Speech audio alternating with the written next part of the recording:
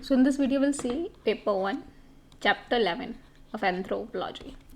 So हम बात करेंगे menarche, menopause and other bio events related to fertility. तो फर्स्ट हम ओवरीज की बात करेंगे. ओवरीज जो होती है वुमेन में दो होती है. So they are two in numbers and इनका शेप होता है, they are ovoid in shape, almond size की होती है. तो उनका जो साइज होता है इट्स आलमंड साइज. तो इस तरीके से वुमेन में दो ओवरीज होती है. So they are two ovaries in women यानी आलमंड साइज की होती है. एंड ओवरीज को बोला जाता है as a primary sex organ of female reproductive system. हर एक ओवरी में क्या होता है, numerous ovarian follicles. So ovarian follicles होते हैं ओवरीज के अंदर, और वन ओवेरियन फॉलिकल्स एक हर मंथ में मैच्योर हो जाता है, गेट मैच्योर पर मंथ. तो एक ovarian follicle get mature per month. So ovaries है, ये ओवरी के अंदर का है. ओवरी के अंदर बहुत सारे फॉलिकल्स होते हैं, तो हर मंथ में एक फॉलिकल मैच्योर हो जाता है. मैच्योर जो फॉलिकल है उसे बोलते हैं ग्राफियन फॉलिकल. मैच्योर फॉलिकल को बोलते हैं ग्राफियन फॉलिकल. सो जो मैच्योर ओवेरियन फॉलिकल होता है उसे बोलते हैं ग्राफियन फॉलिकल. सो हमने देखा दो ओवरीज होती है, आलमंड साइज की होती है, एंड ये प्राइमरी सेक्स ऑर्गन होता है फीमेल रिप्रोडक्टिव सिस्टम का. हर एक ओवरी के अंदर न्यूमरस ओवेरियन फॉलिकल्स होते हैं, और हर एक मंथ में एक ओवेरियन फॉलिकल क्या होता है, मैच्योर हो जाता है. और उस ओवेरियन फॉलिकल को बोलते हैं, जो मैच्योर ओवेरियन फॉलिकल होता है उसे बोलते हैं ग्राफियन फॉलिकल. और उसके दो फंक्शन होते हैं. एक तो ये एग रिलीज करता है, ओवम एंड ओव्यूल. एग बोल दो, ओवम बोल दो, ओव्यूल बोल दो, ये रिलीज करता है. और हार्मोन भी रिलीज करता है, जो मोस्ट इंपॉर्टेंट फीमेल हार्मोन्स होता है, ईस्ट्रोजन एंड प्रोजेस्टेरोन भी रिलीज करता है. सो ये क्या करते हैं, जैसे ही रिलीज कर दिया, जो ग्राफियन फॉलिकल का होता है, ग्राफियन फॉलिकल हमें देखा ही रहा. सो दिस इज ग्राफियन फॉलिकल. इसका वर्क कंप्लीट हो जाता है. तो इसके दो फंक्शन है, इसका हमने देखा. तो वन फंक्शन इज एग को रिलीज करना, दूसरा ईस्ट्रोजन एंड प्रोजेस्टेरोन को रिलीज करना. तो ये हमारी शेप है, ये दो ओवरीज होते हैं यहाँ पे, एंड इसके अंदर फॉलिकल्स होते हैं जो मैच्योर हो जाता है. मैच्योर होकर बनता है Graafian follicle. And Graafian follicle का वर्क हमने देखा, एग रिलीज करता है and oestrogen and progesterone release करता है. एंड ये हमने देखा हमारा ये होता है बीच का यूटेरस, ये होती है vagina, and this is ovary. And ये हमारा जो ये पार्ट होता है, यहाँ ओवरी से एग निकल के जाता है, ये होता है फेलोपियन ट्यूब. सो हमने देखा ओवरियन फॉलिकल क्या होता है, ये फ्लूइड लाइक सैक होता है. इसमें इमेच्योर एग या उसको बोलते हैं oocyte होता है. तो ये आपको फॉलिकल्स कहाँ मिलेंगे, ओवरीज के अंदर मिलेंगे. एंड ओव्यूलेशन के टाइम क्या होता है, मैच्योर एग रिलीज होता है. सो ओवरी के अंदर ओवेरियन फॉलिकल्स होते हैं, उससे क्या होता है, मैच्योर एग रिलीज होता है हर मंथ. सो यहाँ पे क्या होता है, जब ग्राफिकन फॉलिकल का काम पूरा हो गया, एग रिलीज कर दिया एंड ईस्ट्रोजन प्रोजेस्टेरोन रिलीज कर दिया, तो ये डिसइंटीग्रेट हो जाता है in the corpus luteum. Corpus luteum जो एक येलो कलर का सॉलिड मटेरियल होता है. जैसे ही ग्राफियन फॉलिकल का वर्क कंप्लीट हुआ, देन ये कन्वर्ट हो जाता है, येलो कलर का फ्लूइड होता है, इसको बोलते हैं कॉर्पस लूटियम, कॉर्पस ल्यूटियम. सो ग्राफिकल फॉलिकल का वर्क कंप्लीट हो गया, it is integrated into corpus luteum जो येलो कलर का सॉलिड मटेरियल होता है. तो after work is complete, graphical follicle is converted into corpus luteum, जो प्रोड्यूस करता है प्रोजेस्टेरोन. तो कॉर्पस ल्यूटियम प्रोड्यूस करता है प्रोजेस्टेरोन. कॉर्पस ल्यूटियम है येलो कलर का सॉलिड मटेरियल जो रिलीज करता है प्रोजेस्टेरोन.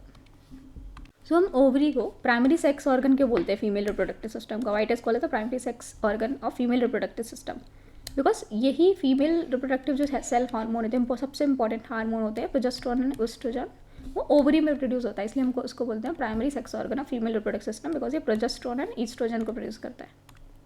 सो एग कहाँ पे होते हैं, ओवरी में. लेकिन बेबी जो होता है वो ओवरी में ग्रो नहीं होता, it grows in uterus, because इतना ज़्यादा स्ट्रॉन्ग एरिया नहीं होता है जहाँ पे बेबी ग्रो कर पाए. तो बेबी ग्रो होता है यूटेरस पे. यूटेरस क्या होता है, यूटेरस एक प्लेस होता है where growing foetus is carried during the gestation period. Gestation period में बच्चा यूटेरस में होता है, ओवरी से एग निकल के यूटेरस में जाता है, वहाँ पे बच्चा ग्रो करता है. जो क्या होता है, it is a thick muscular expendable organ. Thick muscular expendable organ होता है. तो ओवरीज हुआ, ओवरी से क्या हुआ, हमारा एग निकला, एग स्पर्म आएगा, स्पर्म से फ्यूज़ करेगा, जायगोट बन जाएगा, फिर जायगोट जाता है फीटस में, वहाँ पे बच्चा ग्रो करता है. सो हमारे पास दो ओवरी है, लेकिन हर मंथ में सिर्फ एक ही एग रिलीज होता है फेलोपियन ट्यूब में. So, हर एक मंथ में 1 by 1 एग रिलीज होता है, एक ही एग रिलीज होता है 1 मंथ में. और एग ओवरी से यूटेरस में जाएगा फेलोपियन ट्यूब के थ्रू, और इसमें 7 दिन का टाइम लगता है. लेकिन जो एग का लाइफ स्पेन होता है वो सिर्फ 1 दिन का होता है. तो 1 दिन में एग मर जाएगा, लेकिन अगर वो स्पर्म से फ्यूज़ कर जाए तो वो जायगोट बन जाएगा, फिर नहीं मरेगा, फिर वो और ज़्यादा ग्रो करेगा यूटेरस में जाके. तो विद इन 1 डे एग मर जाता है, लेकिन अगर 1 डे के अंदर ही अंदर फर्टिलाइजेशन हो जाए, मतलब एग सेल स्पर्म सेल के साथ मिल जाए, तो वो जायगोट बन जाएगा।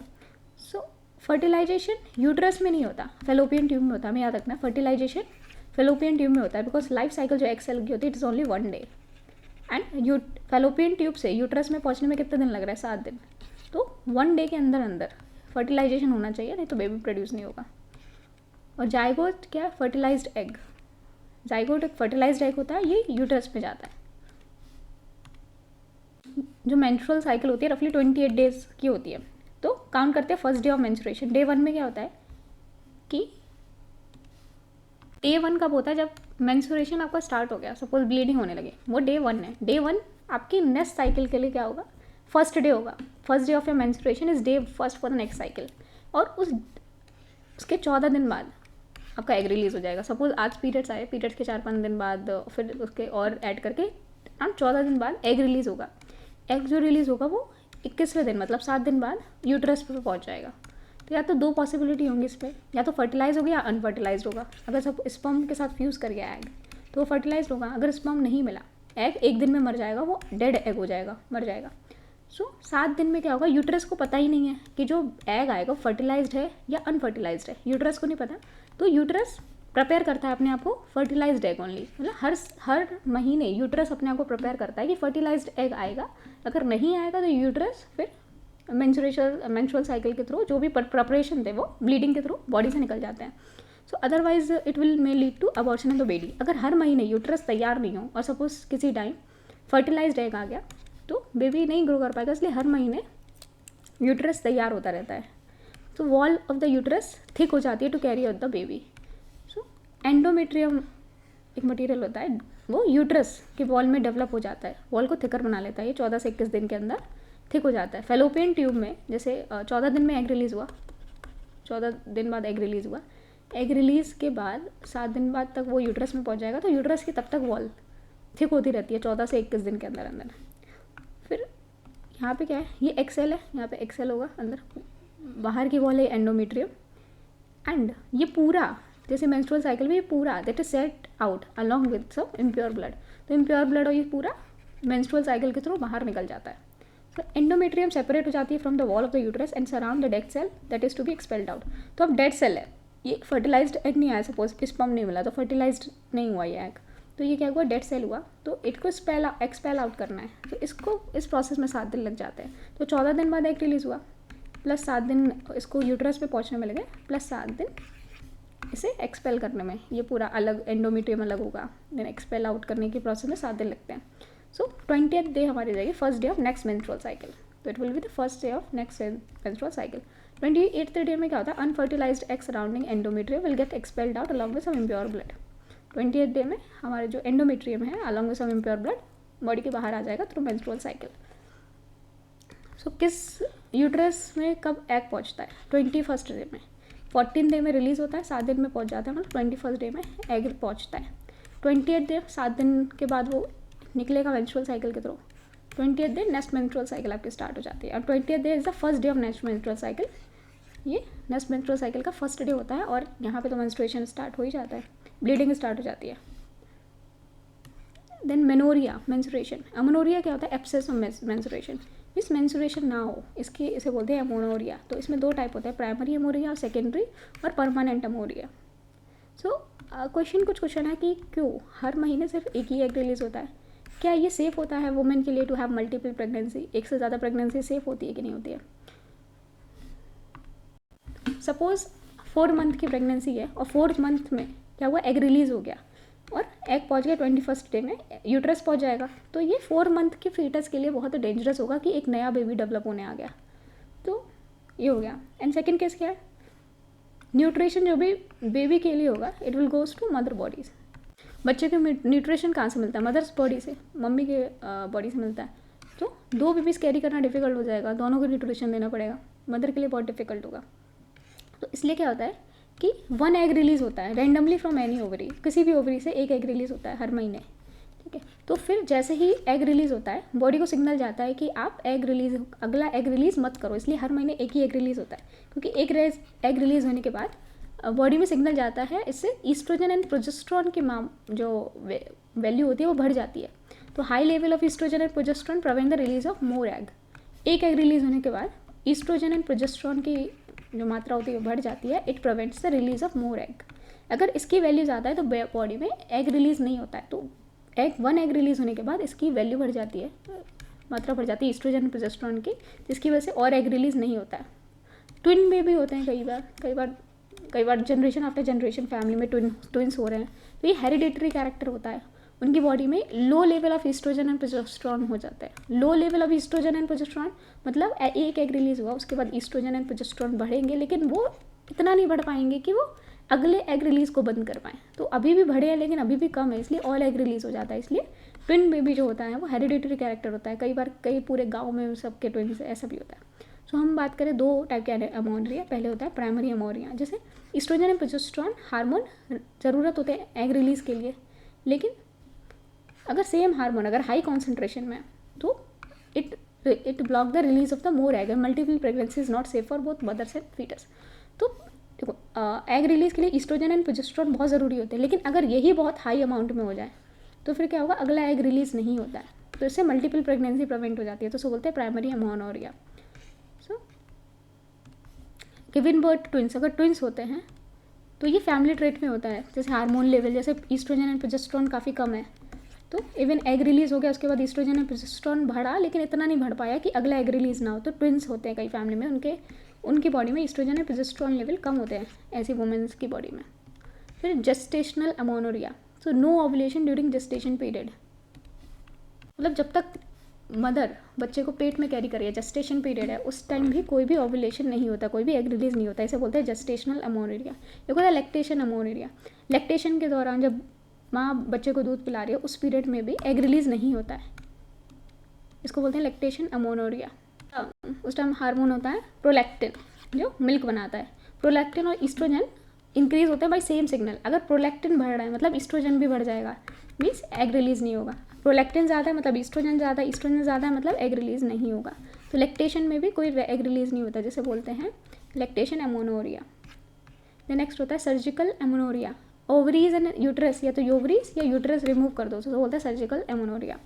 फिर anovulatory cycle, absence of egg in the menstrual cycle.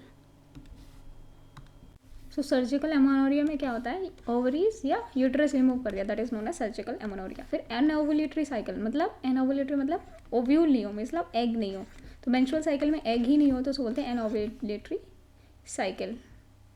तो जब एग ही नहीं आ रहा तो यूट्रस क्या करेगा, एंडोमेट्रियम बनाएगा कुछ टाइम तक, अब वो वेट करता रहेगा, एग आएगा एग आएगा, एग ही नहीं आ रहा तो यूट्रस भी एंडोमेट्रियम वॉल बनाना बंद कर देगा स्लोली, क्योंकि एग ही नहीं आ रहा है। तो यूट्रस रिमूव, ओवरी में रिलीज एग। जब यूट्रस हटा दिया तो ओवरी एग रिलीज कर रहा है सम टाइम तक, this egg will also release, this egg will release and will disintegrate. अब जैसे यूट्रस रिमूव कर दिया सर्जरी के थ्रू, यूट्रस रिमूव कर दिया, अब ओवरी तो एग रिलीज कर रही है, करती जा रही है, लेकिन यूट्रस है ही नहीं, तो ये क्या करेगा, एग डिसइंटीग्रेट हो जाएगा और धीरे धीरे एग रिलीज होना बंद हो जाएगा। सपोज ओवरी प्रेजेंट है, ऑलराइट, एंड यूट्रस एब्सेंट है, यूट्रस नहीं है, ओवरी प्रेजेंट है मतलब एग रिलीज हो रहा है, लेकिन यूट्रस पे नहीं जा पा रहा है बिकॉज यूट्रस नहीं है, तो धीरे धीरे एग रिलीज होना भी बंद हो जाएगा। या अगर हम बात करें कि ओवरी ही नहीं है तो एग नहीं आ रहा, यूट्रस है, तो हर महीने यूट्रस अपने आप को प्रिपेयर करा लेकिन एग ही नहीं आ रहा, तो धीरे धीरे यूट्रस भी अपने वॉल को प्रिपेयर करना बंद कर देगा। तो ओवरी एंड यूट्रस को दोनों को टाइम लगता है टू कोऑर्डिनेट, क्योंकि आपने सर्जिकली आर्टिफिशियली रिमूव किया है, तो दोनों को टाइम रियलाइज़ करने में टाइम लगेगा कि अरे अब तो ओवरी है नहीं या अब तो यूट्रस है नहीं।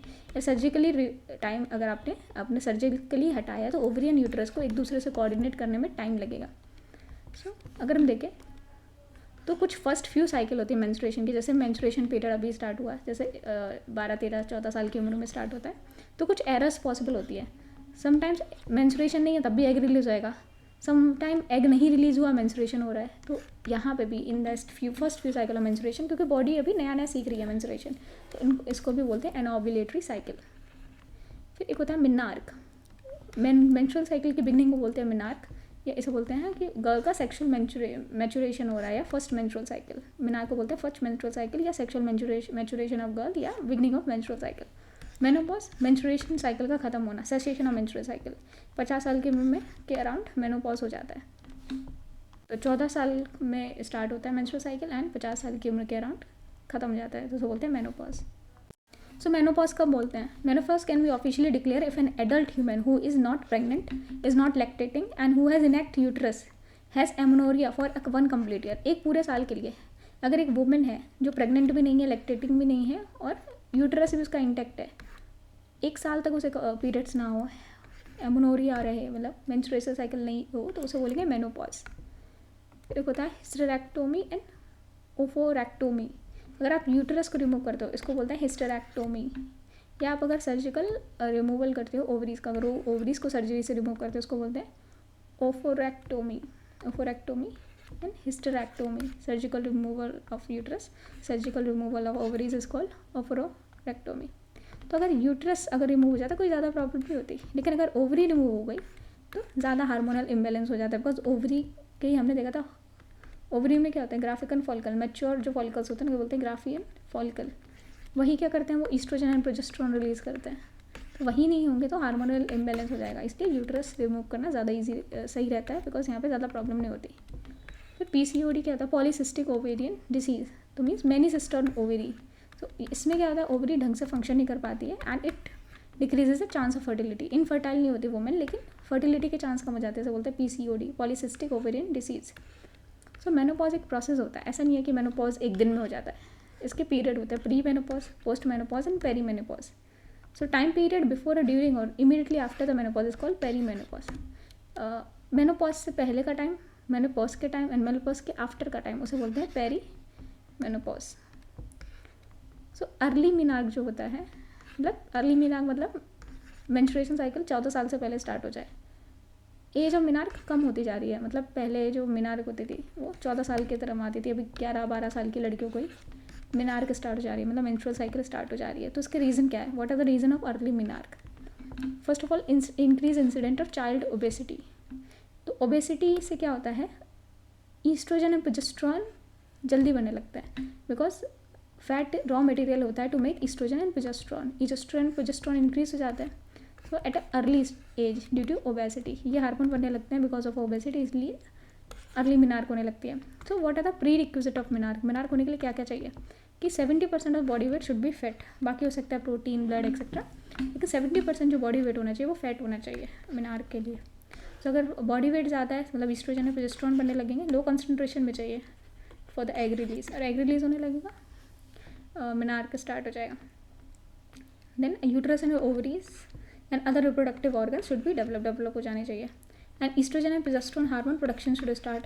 और ये क्या होता है, क्योंकि फैट 70% बॉडी वेट अगर फैट है तो ईस्ट्रोजन एंड प्रोजेस्टेरोन स्टार्ट हो जाएगा। Then egg release should begin, egg release start हो जाना चाहिए। सो these are some prerequisite of menarche. So you are looking for the reasons of early menarche. So obesity बढ़ी, obesity से क्या हो रहा है, ईस्ट्रोजन एंड प्रोजेस्टेरोन के लिए रॉ मटेरियल होता है। फैट क्या होता है, raw material to make oestrogen and progesterone.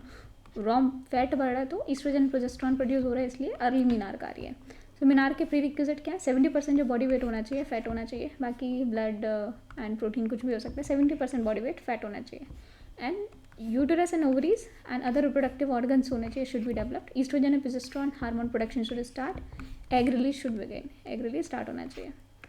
So reason क्या है अर्ली मीनार्क के, एक तो है ओबेसिटी बढ़ी है, चाइल्डहुड ओबेसिटी बढ़ी है, सेकेंड है फादर नहीं है from the early childhood. Father से क्या रिलेशन है, हमारा जो हार्मोनल इम्बेलेंस हो जाता है, क्यों होता है, ब्रेन में एक स्ट्रक्चर होता है, इसे बोलते हैं hypothalamus. It is a not, ये ग्लैंड नहीं होता, इट्स अ ब्रेन का पार्ट होता है, इसे बोलते हैं मास्टर ऑफ ऑल ग्लैंड। ये सारे ग्लैंड का मास्टर है, लेकिन खुद ग्लैंड नहीं है, ये ब्रेन का पार्ट है, लेकिन ये सारे ग्लैंड्स को कंट्रोल करता है, इसलिए इसे बोलते हैं master of all gland. And pituitary gland क्या होता है, मास्टर ग्लैंड। सो इसे master of other gland means इसे बोलते हैं मास्टर ग्लैंड। सारे ग्लैंड्स का मास्टर होता है, ये भी ग्लैंड है और सारे अदर ग्लैंड्स को भी मास्टर करता है। बाकी जो हाइपोथैलेमस है वो ग्लैंड नहीं है, it's a part of brain, but ये सारे ग्लैंड्स को क्या कर रहा है, कंट्रोल कर रहा है। तो it is a master of all gland and pituitary gland is master gland, बोलते हैं मास्टर ग्लैंड, ये सारे ग्लैंड्स को कंट्रोल करता है। सो ये ऑर्गन है, ग्लैंड क्या होता है, ऑर्गन ग्लैंड क्या होता है, ऐसा ऑर्गन जो हार्मोन प्रोड्यूस करता है उसे बोलते हैं ग्लैंड। तो हाइपोथैलेमस ग्लैंड नहीं है, ये हार्मोन प्रोड्यूस नहीं कर रहा है, लेकिन ग्लैंड्स को क्या कर रहा है, पिट्यूटरी ग्लैंड को ये डायरेक्शन देगा to produce hormone. Pituitary gland सारे अदर ग्लैंड्स को डायरेक्शन देता है to produce hormone. Every gland is under the control of hypothalamus, सारा जो ग्लैंड है हाइपोथैलेमस के कंट्रोल में। सो पिट्यूटरी ग्लैंड क्या करता है, रिलीज करता है follicle stimulating hormone, and follicle stimulating hormone release होता है तब रिलीज होता है ईस्ट्रोजन एंड प्रोजेस्टेरॉन। अगर फादर नहीं है तो ब्रेन पे स्ट्रेस पड़ेगा, तो मिनार्क में फ्लक्चुएशन आएंगे, या तो बढ़ सकती है कम हो सकती है। सो अगर फैमिली में फादर नहीं है, फादर नहीं होता तो बहुत डिफिकल्ट होता है बच्चे के लिए, तो उसके क्या होगा, ब्रेन में बहुत ज़्यादा स्ट्रेस आएगा, इसलिए अर्ली मिनार्क पॉसिबल है, अर्ली मिनार्क हो सकता है। So absence of father for early age. Then high conflict in family relation, conflict है, स्ट्रेस पड़ेगा ब्रेन में, तो हाइपोथैलेमस ढंग से फंक्शन नहीं करेगा, ईस्ट्रोजन और प्रोजेस्टेरॉन का रिलीज डिफिकल्ट होगा, तो इसलिए ये और रीज़न है। First one, if you are single turns है, मतलब आपके सिबलिंग्स नहीं है तो आप पे ही सारे एक्सपेक्टेशंस होंगे, ब्रेन पे स्ट्रेस पड़ेगा। If you are non white, तो रेस, मतलब इसमें क्या होता है, नॉन वाइट हो मतलब आप क्या हो, या तो मंगोलॉइड हो, 3 है, मंगोलॉइड, निग्रोइड या कॉकोसॉइड। कॉकोसॉइड को वाइट बोलते हैं, मंगोलॉइड एंड निग्रोइड को नॉन वाइट बोलते हैं। अगर हम नॉन वाइट हो तो ये रेस कंसेप्ट है, यहाँ पे जीन्स एंड एक्सटर्नल फैक्टर है, आपके जीन्स भी रिस्पॉन्सिबल होते हैं अर्ली मिनार के लिए, तो अगर आप नॉन वाइट है तो ज़्यादा चांसेस आपके अर्ली मिनार होगी। Then if you were expose to smoking as a child, मतलब निकोटिन से एक्सपोज हो, स्मोकिंग में निकोटिन होती है, तो हो सकता है early menarche. Next, if you were not breast fed नहीं होगा तो बॉटल मिल्क पियोगे, ओबेसिटी हो जाएगी, तो ओबेसिटी से अर्ली मिनार हो सकती है। Then leg exercise in child, leg exercise नहीं होगी तो फैट ज़्यादा होगा तो अर्ली मिनार हो सकता है। सो ये रीज़न है। So these are the reason of early menarche. Then we'll see reasons of late menarche. एक तो माल न्यूट्रिशन है तो बॉडी वेट कम होगा तो मिनार नहीं होगी, late menarche. Then large family, warmer, closer and more positive family relation, stress नहीं पड़ेगा ब्रेन पे, ब्रेन अच्छे से फंक्शन कर पाएगा, तो लेट मिनार का ही आराम से 14-15 साल तक। Low stress on family environment, having older siblings, तो आप पे कम स्ट्रेस पड़ेगा। So these are the reason of late menarche. So average age of menarche all over the world is decreasing. Average of menarche जैसे 14 साल में आती थी, अब सारे वर्ल्ड में मिनार की एज कम होती जा रही है। सो मेनोपॉजल एज कितनी होती है, जिसमें मेंस्ट्रुएशन साइकिल खत्म हो जाती है, तो ये 41 to 61 हो जाती है, 41 to 61, और एवरेज 51 ईयर्स रहता है, जिसमें मेंस्ट्रुअल साइकिल स्टॉप हो जाती है। देन प्री मैच्योर ओविथिन फेलियर हो सकता है, failure of the ovary before expected time of menopause का सपोज आपकी एज 51 होनी चाहिए थी, लेकिन आपकी पहले ही खत्म हो गई बिकॉज आपके ओवरी फेल्स कर गए, सो होता है premature ovarian failure.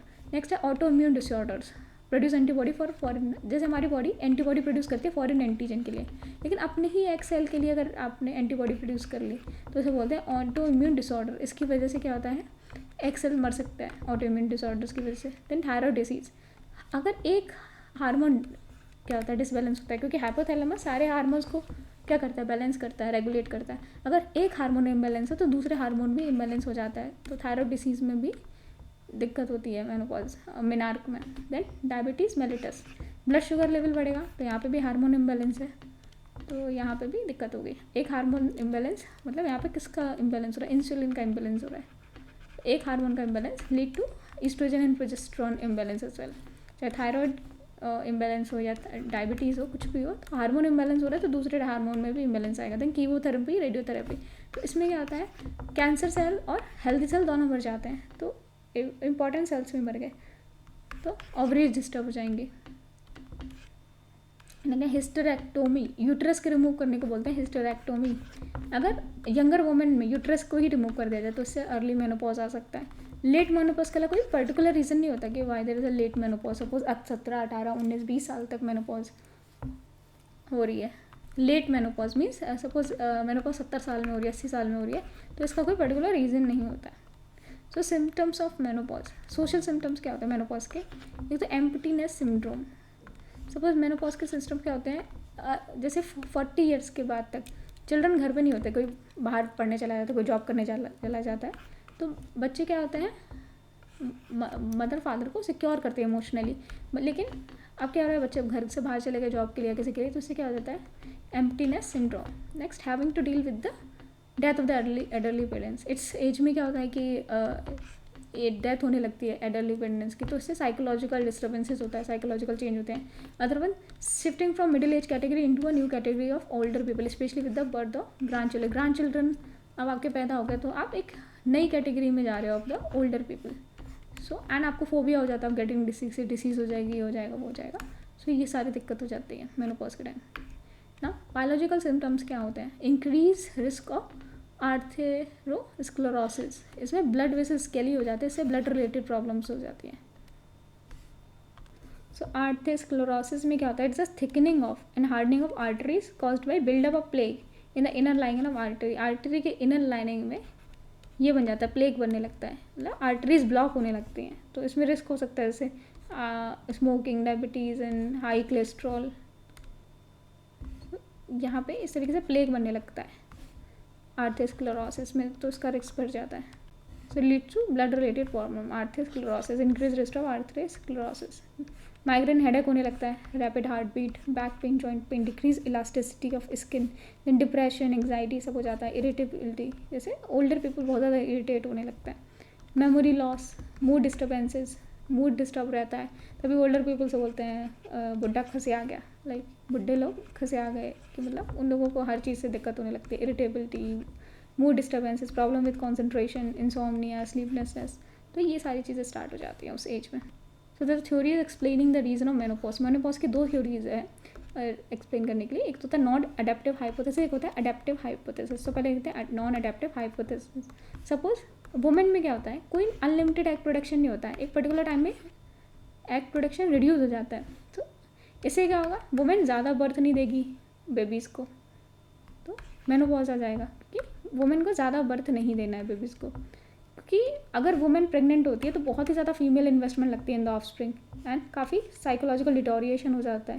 That में amplify susceptibility of becoming infertile, non adapted to get children. तो non adaptive to get hypothesis means अब वुमेन जो धीरे धीरे एज होने लगी है, तो एज होने लगी है तो अब वो अडेप्ट नहीं कर सकती है बच्चे को अच्छे से, साइकोलॉजिकली डिटोरिएशन होने लगता है, and as well as body भी इतनी स्ट्रांग नहीं रहती है बच्चे को होल्ड करने के लिए, इसलिए मेनोपॉज आ जाता है वुमेन में।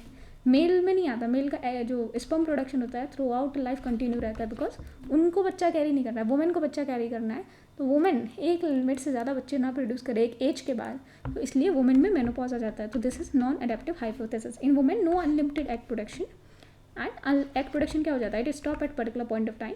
So women cannot adapt to give more birth to more babies, cannot adapt to give birth to more babies.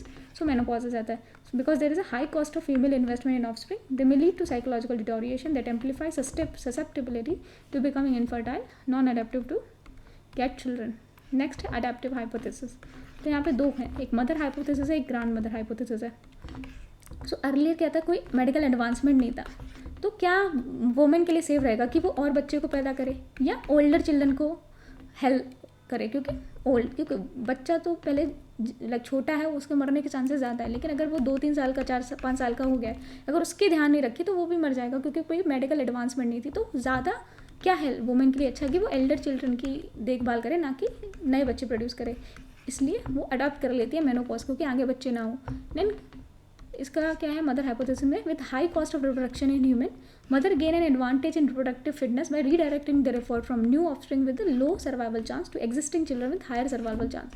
Because existing जो बड़े चिल्ड्रन हैं उनके सर्वाइवल चांस ज़्यादा हैं एज कम्पेयर टू जो नए बच्चे पैदा होंगे उनके लोअर सर्वाइवल चांस है। इसलिए वुमेन क्या करती है, अपना मेनोपॉज आ जाता है वुमेन का, तो वुमेन नए बच्चे प्रोड्यूस नहीं करने की बजाय वो छोटे बच्चे को, जो उसका ऑलरेडी जो बच्चा है उसको ज़्यादा केयर करेगी, तो उसके लिए ज़्यादा सही रहेगा। So menopause occur so that mother can adapt to take care of the existing children. And दूसरा है grandmother hypothesis. Grandmother को हेल्प करती है while she is pregnant, and so grandmother adapt to menopause. मतलब grandmother अपने बच्चे नहीं कर रही है, तभी तो वो मदर के बच्चे को संभाल पा रही है, अपने जैसे बहू के बच्चों को संभाल पाएगी। जैसे ग्रैंड मदर हाइपोथेसिस क्या है, grandmother hypothesis suggested that menopause was selected in humans because it promotes the survival of grand children. तो ग्रैंड चिल्ड्रन का सर्वाइवल को प्रमोट करता है, तो ग्रैंड मदर का मेनोपॉज आ गया। पहले क्या होता था कि शादी जल्दी हो जाती थी, तो ग्रैंड मदर भी उस एज में होगी जहाँ पे वो बच्चे प्रोड्यूस कर सकती है, लेकिन फिर क्या होगा, इसका मेनोपॉज आ जाएगा तो वो इसकी जो बहू बच्चे करेगी उनकी टेक केयर कर पाएगी। So this explain the menopause as a reason for the grandmother to adapt to take care of all children. So this is grandmother hypothesis. So एक है मदर हाइपोथेसिस कि mother अपने जो already existing children है उनकी care करे, ना कि नए बच्चे प्रोड्यूस करे। तो mother hypothesis, grandmother hypothesis, grandmother अपने बच्चों को ना देख के अपने बहू के बच्चों को, अपने बहू के बच्चे को देखे, तो this is grandmother hypothesis. इसलिए ग्रैंड मदर का मेनोपॉज आ जाता है।